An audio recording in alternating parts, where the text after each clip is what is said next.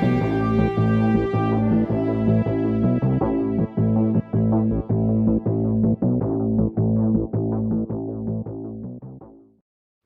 afternoon. It's Tuesday, the 20th of June 2017, just after 1 o'clock. Welcome to UK Column News. I'm your host, Brian Gerrish. With me in the studio, Mike Robinson. And we will be joined today by Patrick Henningsen of 21st Century Wire. Well, we're going to stay on the story of Grenfell Tower and that horrific fire. And we're going to try and dig deeper into some of the events that are taking place. All is clearly not as it seems. Well, the BBC has finally got stuck in, and here's one of their headlines. 4 ministers were warned about tower block fire risks. Now, this is a particularly interesting article and encourage people to read it. I shall be commenting further on the BBC a little bit later in the news.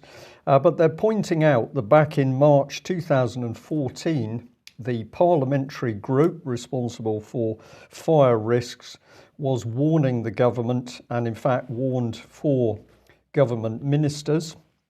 But this is part of what they said. Surely when you already have credible evidence to justify updating the guidance, which will lead to saving lives, you don't need to wait another 3 years in addition to the 2 already spent since the research findings were updated in order to take action. Another comment here, as there are estimated to be another 4,000 older tower blocks in the UK without automatic sprinkler protection, can we really afford to wait for another tragedy to occur before we amend this weakness? So the BBC finally starting to ask some interesting questions, but we're going to comment on that a little bit later on. So that's from 2014. 2014, Mike. And did you see anything in the BBC about a documentary they made in the 1980s on this issue?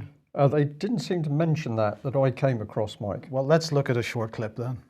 With no alternative accommodation, many councils are desperately trying to remedy the defects in their system-built housing stock so that their tenants can go on living in them. A new industry has sprung up, offering methods of repairing the systems. Tower blocks hundreds of feet high are being completely recovered or reclad in new materials, guaranteed to prevent rain reaching the joints. The only way that you can repair the present industrialised systems is by the use of other untried and untested remedial works. And we already have evidence of some of those repair systems failing because they've been inadequately researched and evaluated. What sort of risks do you think there are from using systems that haven't been appraised properly? Well, to take a very obvious one, there's the fire risk, and I think it's absolutely essential that anything that is being placed on or around existing blocks should be considered very carefully in relation to a serious fire. On the question of a fire risk, do you think that there are now systems being used which represent a fire risk? Frankly, yes. Would you be prepared to name them? No. I do believe that there are blocks that if blocks of flats that if action is not taken speedily will provide a major risk to the people who live in them in the future. So that was the mid-80s. That was a BBC documentary. So it isn't just in the last 2 or 3 years that this has been of concern. Very interesting, that documentary, Mike, and what I'm going to be saying a little bit later, I'll say it now anyway, is of course the BBC now rapidly pointing a finger at other people, but of course the BBC, with a budget of £3.74 billion, apparently totally ignorant, according to its latest reports, of these fire risks or local people actually complaining about the fire risks. So to me, this is of course further evidence that the BBC is a massive propaganda machine, just claiming with all of its local regional offices and reporters out on the ground that it had no idea this was taking place. Patrick, let's bring you in at this point. I mean, the BBC obviously knew nothing about child abuse within its own organisation either. So, you know, what is the BBC? It doesn't seem to be terribly capable as a media outlet. Yeah, especially if you don't have knowledge of what's in your own archives. And, you know, that's an excellent documentary, credit where credit's due. I think that was produced by Adam Curtis, and I think that aired in the early 1980s. I've seen the entire film about tower blocks, And so what that film says to me is very much a Veritas production. It's very straight forward production. It says that 50 years of complete systematic corruption and cover-up regarding the construction and the repair, maintenance of social housing in Britain going all the way back to the late 1950s. And every single crisis, every single controversy that's unfolded has been something to cover up something that was a mistake that was made previous to that. And so Grenfell Tower is the culmination of 50 years of systematic government and corporate collusion, corruption, and cover-ups. And you can only look at this story through that lens. And there's the evidence right there. You've just given a prime example of that. And also, I might add, in the Observer this weekend, Ronnie King, who's the government's chief fire inspector and advisor to the cabinet, has basically said that multiple warnings, this issue has been brought up. He's been rebuffed on numerous times. And he said that what does it take? Another King's Cross? Does it take significant loss of life for the government to actually do something or make a change in this way? So a lot of talk about health and safety, a lot of talk about risk assessments, piling all kinds of costs onto persons and businesses and so forth. And when it comes to some of the biggest fire hazards in the country, in the world, like this tower block, nothing. No real health and safety, no real risk assessment, but huge amounts of money have been made in the process of putting a Band-Aid on what could be even a concrete issue. We saw right there the cladding issue in the 70s and 80s was to basically keep the concrete from falling off because they misconstructed the materials with the metal rods and so forth. But now we got flammable material outside of a giant tower block. It went up like a matchstick. So yeah, it's self-explanatory. Yeah, look, Patrick, just briefly, I mean, a lot of people think that this is incompetence at work here, but this goes way beyond incompetence because this is the result of corruption, deliberate, intentional corruption of various kinds. This is not incompetence, right? It's not incompetence. You're right. It's not incompetence. It's complete competence and total thievery and collusion between certain corporate entities, people within the council, within the TMO. Otherwise, this would never have happened. But this is happening all over the city, all over the country. And to the other talking point, that's a dead-end talking point, is that this is a result of austerity. Okay, that's a cul-de-sac in my view. That's a political dead end because it's not about austerity. There's nothing austere about the budgets that they've spent on some of these buildings to basically give them a facelift to improve property values in the Kensington-Chelsea area, and also as a nice little contract for whoever lucky enough to get the job of putting flammable material on the outside of a skyscraper. There's nothing austere about that. It's just total corruption. In fact, it's the opposite of austerity. It's just rampant opportunism and capitalism on that level. Absolutely. Well, let's look at Sajid Javid because he's the community secretary. He has announced that the Grenfell Tower police-led investigation is underway, but it will be some time before it's fully understood how the fire started or why it took hold in the way it did. Now, we were told yesterday that there had been some arrests made already with a utility organisation. I've had it confirmed from them, or at least they have categorically denied that any arrests have been made. So perhaps there's quite a lot of speculative information floating around at the moment.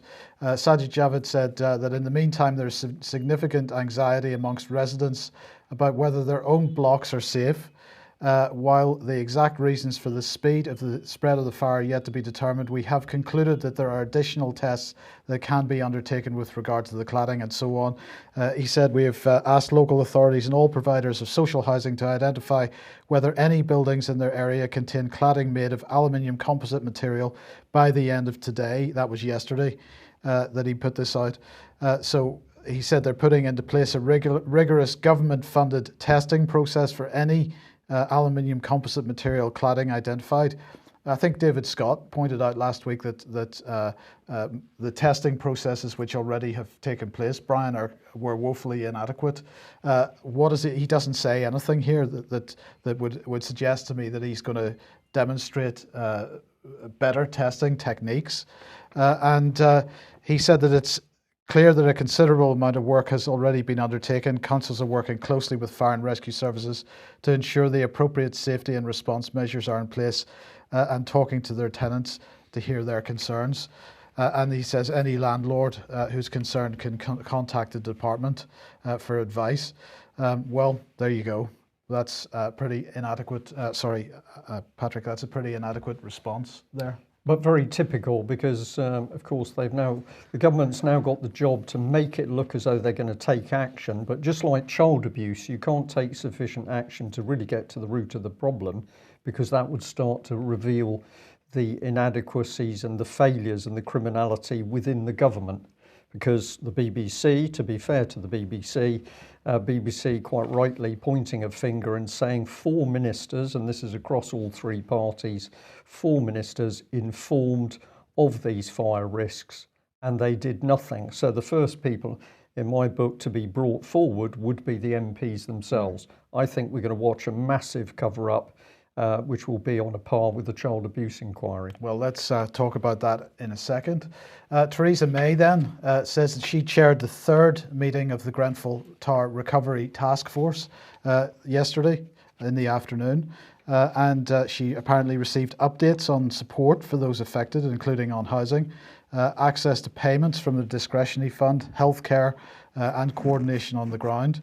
And she said, and the report, the press release says that while it is clear that some progress is being made, the Prime Minister will continue to receive daily updates to ensure that steps taken are being carried forward at sufficient scale and speed that help getting help to people who need it.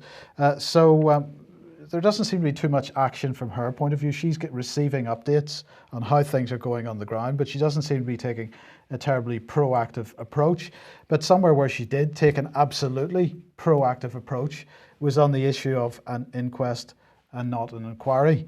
Now, the issue of an inquest or an inquiry is dependent on the definition of each. And as we pointed out a couple of days ago, an inquest can apportion blame. But of course, she immediately jumped in with this judge-led public inquiry. And let's consider the differences. An inquest, as you know very well, Brian, with personal experience of this, an inquest is an independent investigation carried out by a coroner. And of course, there's the option for a jury. And an incident of this scale, you would say that a jury would be appointed. And so there's some level of independence there, and the jury gets to hear the evidence and make a decision.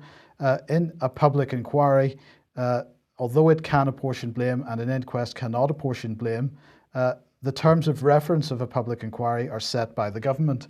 And of course, they're set in such a way that inquiries take a very long time. And of course, they're judge-led, and there's no opportunity for a jury to be appointed in a public inquiry. And so, as we pointed out a few days ago, Theresa May doesn't have much of a track record when it comes to public inquiries. Depending on your point of view, of course, if what you're looking for is a cover-up, then she's got a spectacular track record. No, although public inquiries can apportion blame, no such blame has really been apportioned. So certainly no prosecutions in any of the public inquiries that have been held while she's been Home Secretary and while she's been Prime Minister.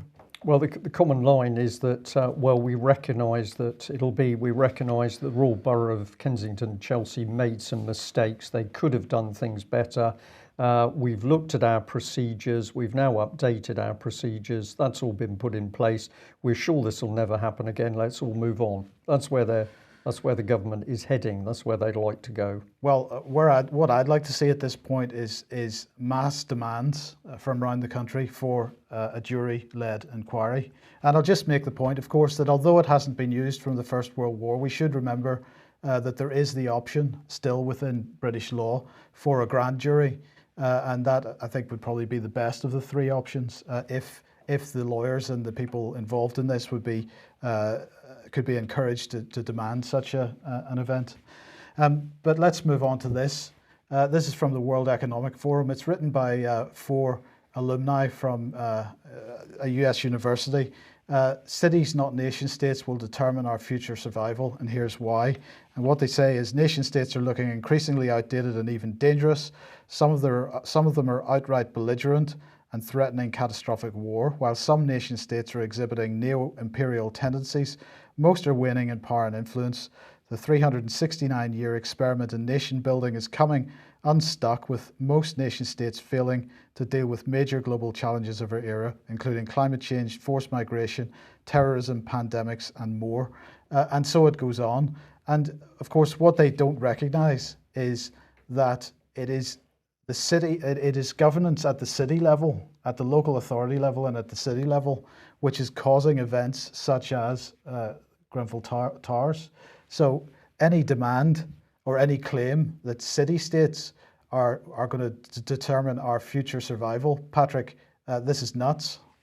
I'm not sure which university they're from, but it was Carnegie Mellon, I think. Is that okay, in Pittsburgh? Yes. Okay, it's Carnegie Mellon University. So this is basically what millions of dollars in grant money allocated is used to churn up this sort of genius scenarios. So look, if you look back at the history before, so what are they advocating for? A return to a coalition of city-states, or to kingdoms, monarchies, or the nonstop warfare, or the Peloponnesian city-states, or Sparta versus Troy or Persia.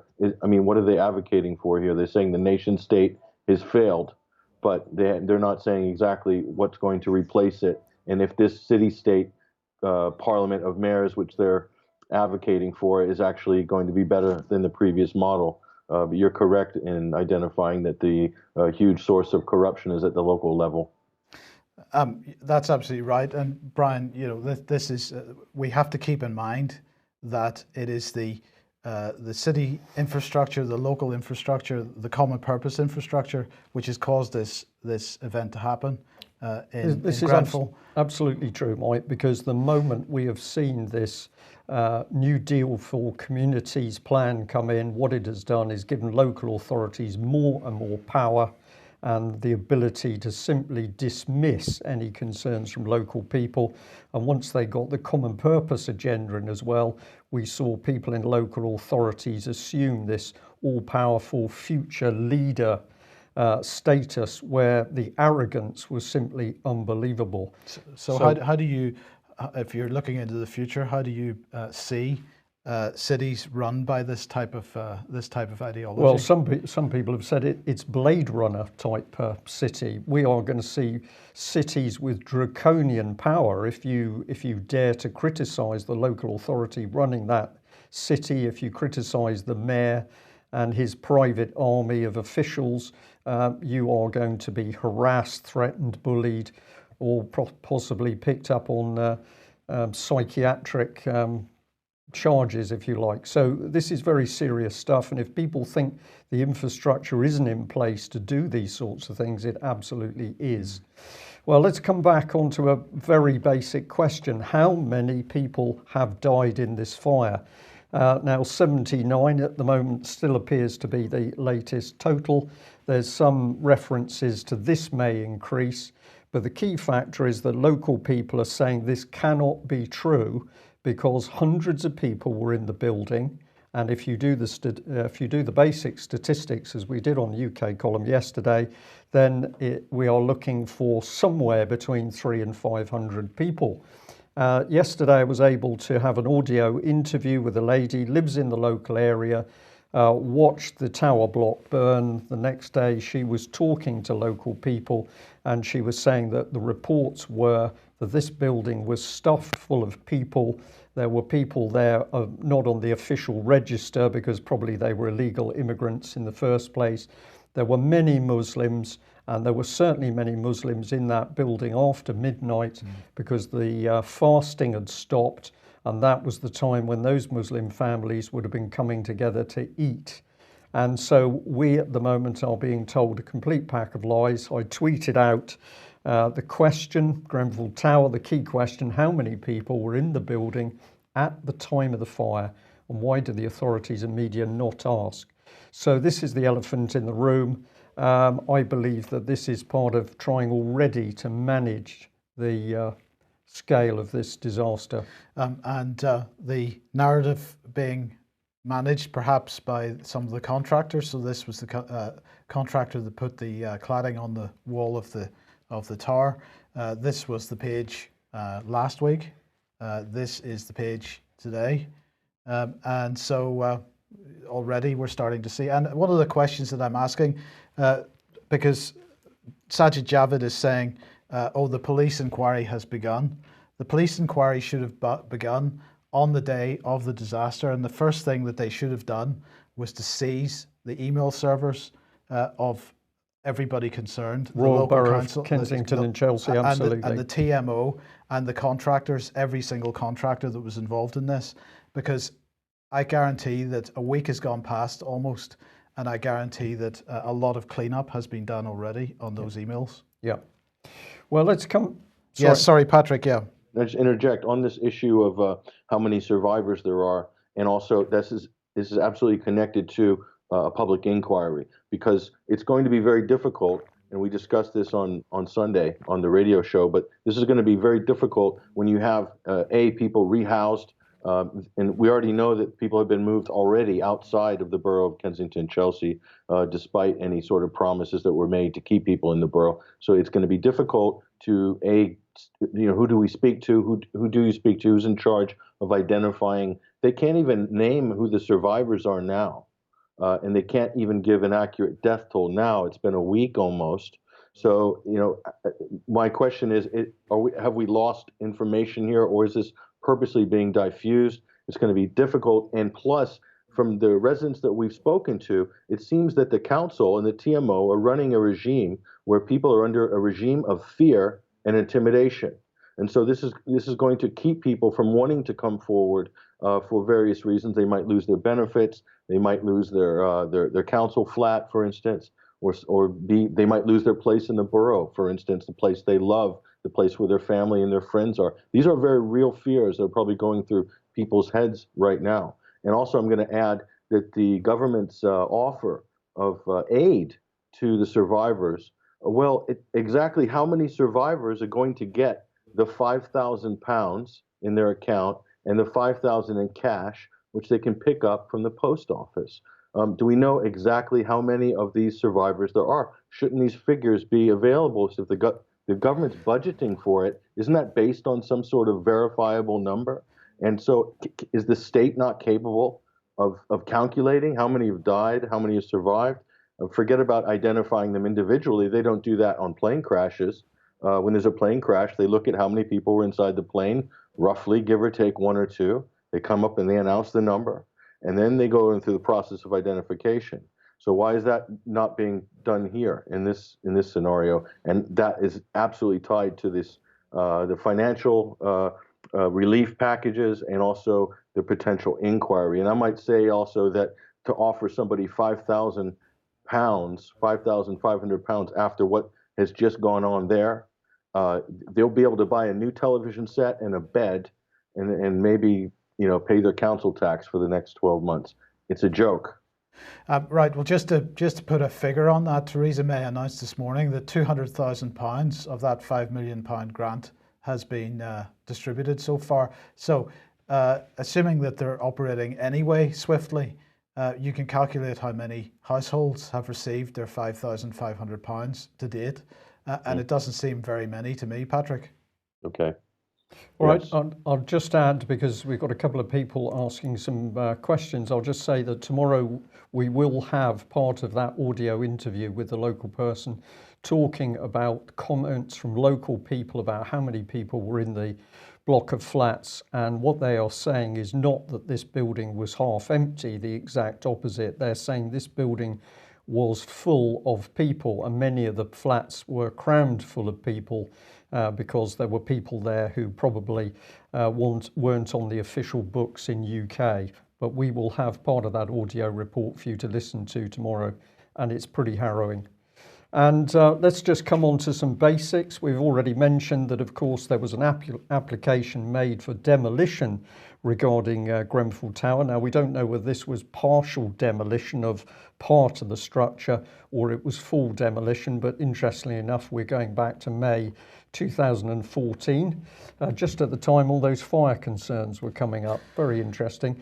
And if you go and press the button to have a look at a bit more information on Kensington and Chelsea Borough Council page, you find that it's Roydon Maintenance Limited is the agent there for the works, nature of works, description of works, demolition, Roydon Maintenance.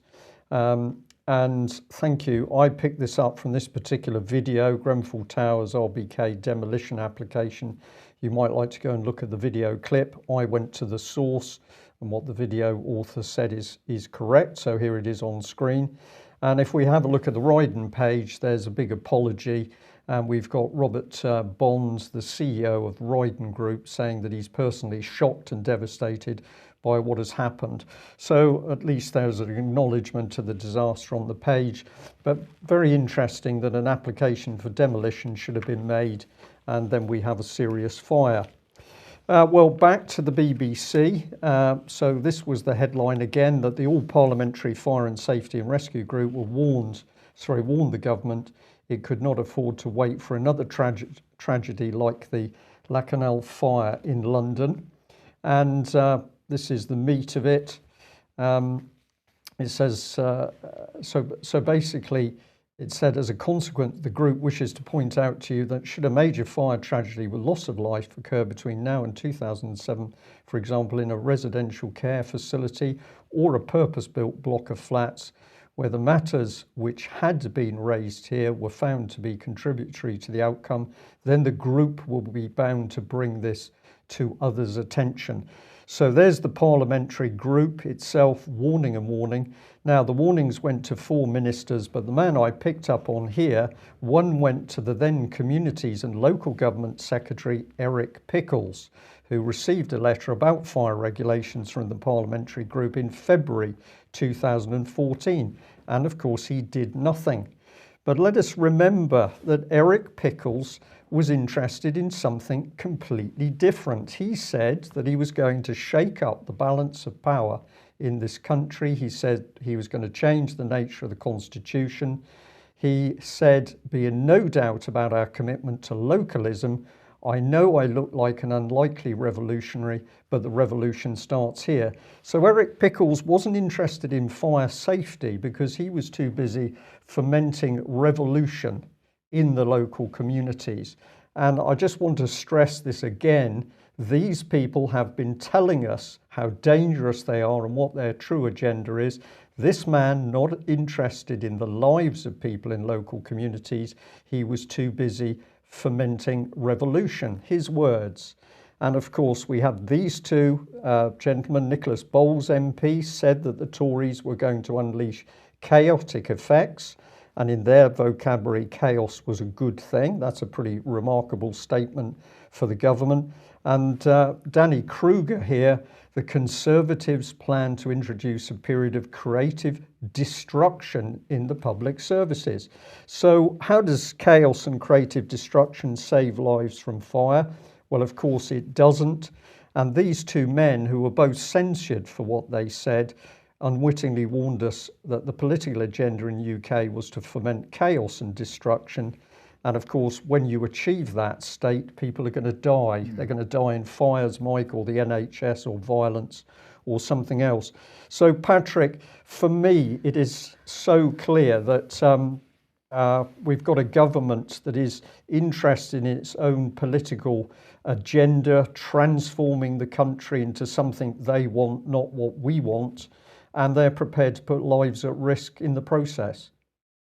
Yeah, this is you can blame the dysfunctionality of local government, of councils, of city and national governments. You can blame it on the fact that there's absolute chaos within the ranks of just about every institution in the country, from the NHS to the police to various sectors of government, and the local councils are rife with this unholy alliance between property developers and members of the council, and they're doing this completely over the heads and behind the backs of longtime residents.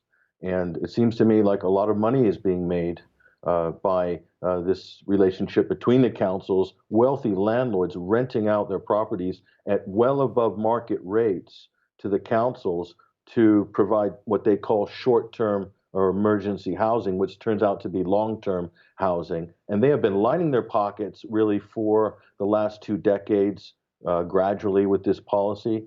And so no wonder that all of these, I don't want to bring in other issues, but they're like immigration, for instance, but you can see that there's definitely a commercial interest with some of these hot political issues where the beneficiaries are almost certainly making a lot of money by basically trying to game the system. And that's what I've seen happening here, especially in this borough. And the TMO is also an integral part of that. Right, so Patrick, you're describing these agendas running behind closed doors. What have these people been up to? Well, the Eric Pickles, who is fomenting revolution, is also part of the Conservative team that say that they are there changing our behaviour via their behavioural insights team. This is now mixed in with corporate interests. So these very dangerous politicians boasting that they can change our behaviour and views and values by applied psychology. We've got change agents like this man working in local government, Dominic Campbell. We put up a bit of video showing this man speaking on the stage about disruption and disruption and disruption, and boasting that we needed to disrupt more of the civil service to get the change agenda the government wanted. Very dangerous man. We've got common purpose let loose inside the NHS, and people inside the NHS saying we need 1 million change agents to make the NHS proper for the future. Well, in fact, what's happening is more deaths. And I'll just end by coming back to the BBC, because the BBC here, Radio 4, in its news, also commenting on the Tower Block fire, and they wheeled out this man, Clive Coleman. And if you listen to what he says as legal affairs correspondent, he's gradually he's manipulating, I think, the audience very cleverly. That that should be organisations.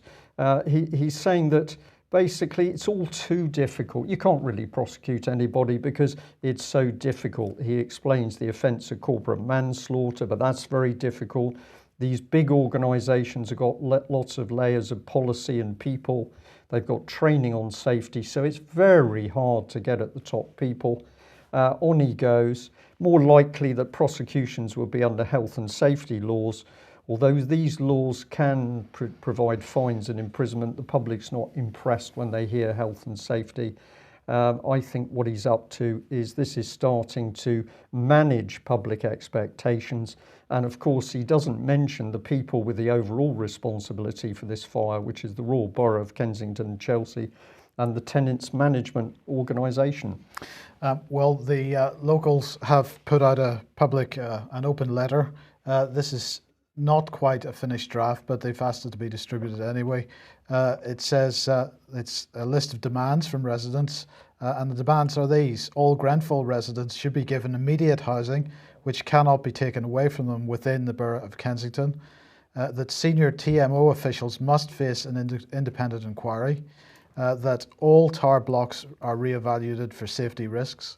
That regeneration plans must stop until their purpose is re-evaluated and re-evaluated in public. And finally, that survivors must be told the true casualty rates, and that families of survivors should be allowed into the country at least temporarily, as this is the minimum emotional support that survivors require. And I think those four requirements are absolutely appropriate. Essential. And interesting, again, the common sense, Mike, has come from people on the ground in that area. These are not the demands of the Royal Borough of Kensington, Chelsea. It's taken local people to come out with common sense demands as to what should happen next. Yes. Well, of course, one of the, as we mentioned yesterday, the news agenda is wanting to move on, Patrick, and put this behind it. I don't think we're going to allow that to happen. But anyway, one of the news stories which was part of that drive was the Finsbury Park so-called terrorist incident. You've got a headline on 21st Century Wire here saying Finsbury Park cover-up. Why are you calling it a cover-up? Well, the thing that was extraordinary about this Finsbury Park story, which just appeared yesterday in the news cycle, was what a non-event it was. And I don't mean to belittle anybody's injuries or anything that might have happened in this incident, but they immediately called it. Theresa May went on national television, gave her statement. I believe it was from Downing Street at about 12:30 yesterday afternoon, and boasted how the police responded in 1 minute, and it was declared a terrorist attack in 8 minutes. Now, can you please tell me how it's possible, without doing an investigation, to label something a terrorist event within 8 minutes? And so that's the beginning of the story. So what exactly happened here? We're told that a man from Cardiff, a 47-year-old man, Mr. Osborne, drove his white rented van into a group of men, Muslim men, who were coming out of the Muslim Friends Center in Finsbury Park, just near the Finsbury Park Mosque, at around midnight, and then basically, supposedly, allegedly, plowed through them. And so, what exactly did happen here? Was this a terrorist attack, or was this something else? Because the statement that we read, which was released to the media, I believe by the police, indicated when the story blew, it said that one person died in a terrorist attack, 10 injured. Now, I read back on the reports that were released after the media storm calmed down, and it said that there was an elderly gentleman who had collapsed from unrelated circumstances and who was in the path of the road being helped by many others when this took place. So this could have been a bad driver or someone who hit.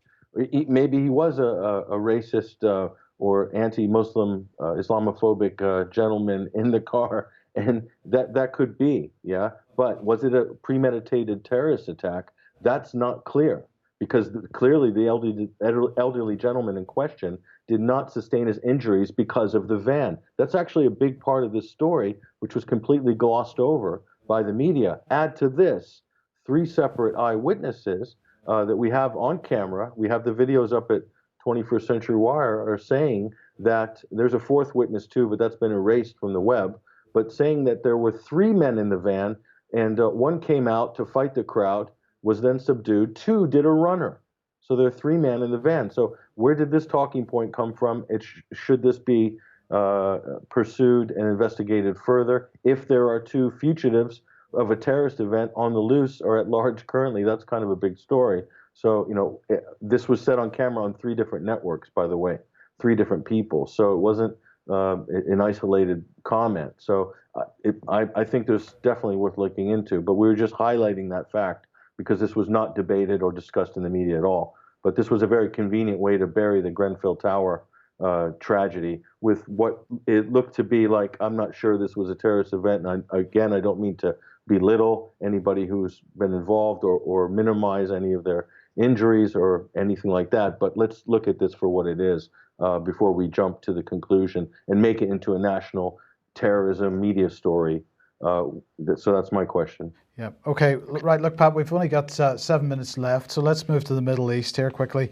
This is the Serious Fraud Office, who has charged Barclays Bank in the UK and 4 of its recent executives with fraud over money that was raised, billions of pounds, to bail them out during the financial crash in 2008.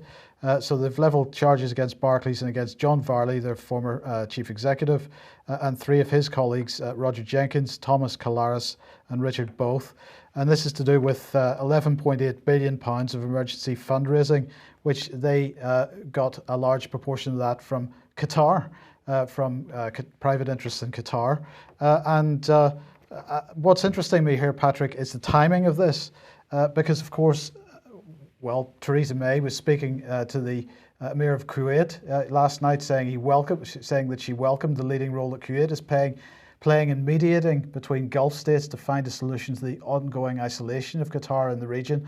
And it seems to me that there's a bit of duplicity going on here, because Theresa May saying that she welcomes the role Kuwait is playing to find a solution to the ongoing isolation of Qatar, while at the same time deploying the Serious Fraud Office to hit Barclays at this moment in time when Qatar is implicated in this alleged fraud. Sure, quite simple. This is just a simple analysis here, is that they're sending a message out to all financial institutions. This is what it appears to me, to do not do business with Qatar. Qatar in the process of isolating this country, and this is not particularly for anything that they've done that other UK and US allies do on a regular basis, and the US and the UK do themselves, which is arm and support terrorism in the Middle East. Qatar has been doing that, yes, but so has Saudi Arabia, so has the United States, and so is the UK and France and many others. That's not it. But what they're doing is isolating Qatar, putting them in a sort of pen with Iran right now. Possibly Turkey is also might be included in that pen, and they're trying to draw sort of geopolitical fault lines in the Middle East to further isolate Iran. Is the big target in this exercise. So right now they're trying to cut off financial ties and discourage people from doing business with that particular Gulf state. Okay, now yesterday we mentioned that the United States had shot down a Syrian army jet, and this is Sputnik here reporting that the Kremlin is seriously concerned over the US coalition's actions in Syria, and the Kremlin spokesperson said that the situation linked to the coalition's actions is seriously concerning. That was followed up with claims by the United States, an acknowledgement that they'd done it, but claims that they had a right to self-defense, as Newsweek here is saying, the war of words over Syria. But this risks becoming something significantly more than a war of words. And apparently Australia recognises that this risks becoming significantly more than a war of words, because they have grounded their aircraft and will not take part in further air activities with the United States because of what they see as Russia-US tensions over the downed Damascus jet. That's reported by RT, and RT saying that the Russian military have basically closed the air corridors and are now refusing access for US coalition aircraft over that airspace. As far as the US coalition is concerned, that's now a no-fly zone, and Russia making it absolutely clear that they will take action against anybody that moves into that area. So this is becoming a very hot situation, Patrick. And as you say on 21st Century Wire, though you're bringing in the Iranian aspect of this, so just briefly give us your thoughts on it.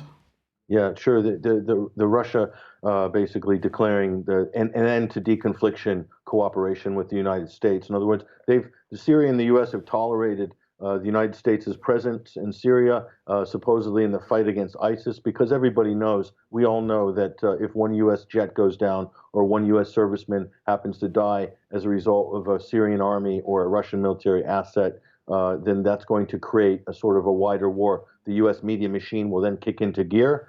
They will begin consensus building and then amassing a military operation to reflect something like Iraq in 2003. Okay, the U.S. is just looking for an excuse. The neoconservatives are looking for that excuse. So is Israel. So is Saudi Arabia probably as well. So you can see how the forces are being aligned right now. So that's a very dangerous development. The U.S. is poking and prodding Syrian and Russian defenses, looking for a reaction, testing their patience. But then what's happened is there was a twin suicide, a bomb attack by ISIS in Tehran 2 weeks ago in Iran. Okay, that's a major event. ISIS took credit for it. Was it ISIS? We're not sure. The details are in this article, and the debate is open there. But Iran seems to have called the West bluff, co-opted its anti-ISIS narrative. And this is Iran, who the United States and Saudi Arabia maintain is the #1 state sponsor of terror on the planet. Okay, so now we have ISIS attacking Iran, Iran hitting back with a missile launch. They haven't done in 30 years, fired a missile outside of their own borders. Okay, so this is a significant event. They fired over Iraqi airspace into Syria, hitting ISIS targets near Deir ez-Zor. Okay, so in retaliation for this twin terrorist attack. So this is a game changer in the sense that it's going to further complicate, and also increase possibly the tensions. It may force the hand of the U.S. to continue going down the dead end that it's pursuing right now.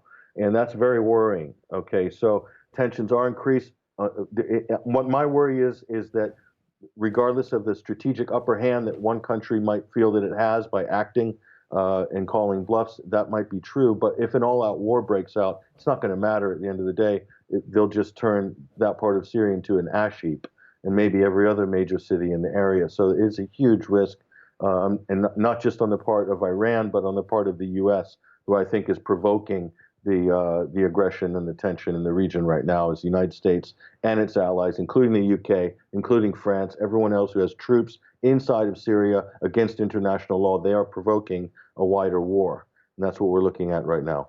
Right, and in just 2 words, do you think, because I'm interested in the position of Trump here, is he approving these actions? Or is this the case that, because I remember him saying at the very beginning that he was going to give his people the authority that they needed to act. So is this a local decision that's being made on the ground on the borders of Syria, or is this getting approval from the White House for every one of these incidents? I don't think so. I don't think Trump is in control at all. He signaled very early on, even late in his campaign, that he will defer to what he calls the generals.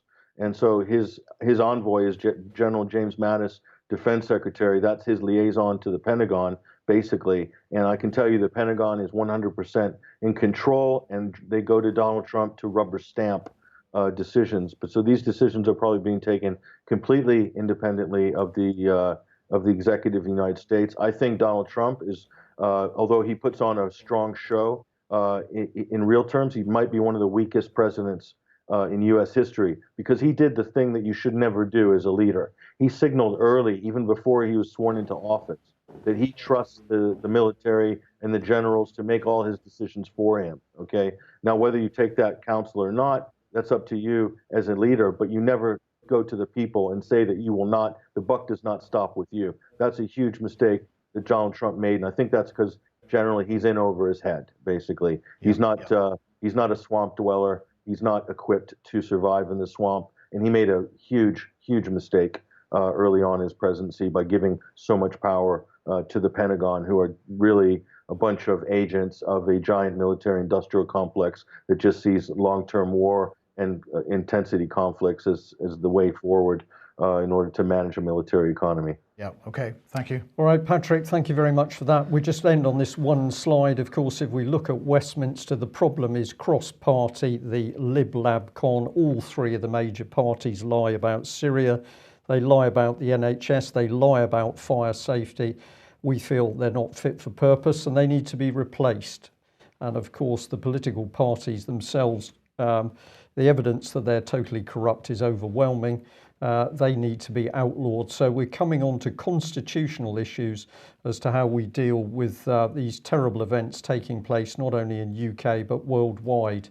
As always, violence is not the answer, and we're watching with interest people such as Corbyn's team calling for very large marches on the streets. Well, do these achieve anything? If there's violence involved, it achieves nothing.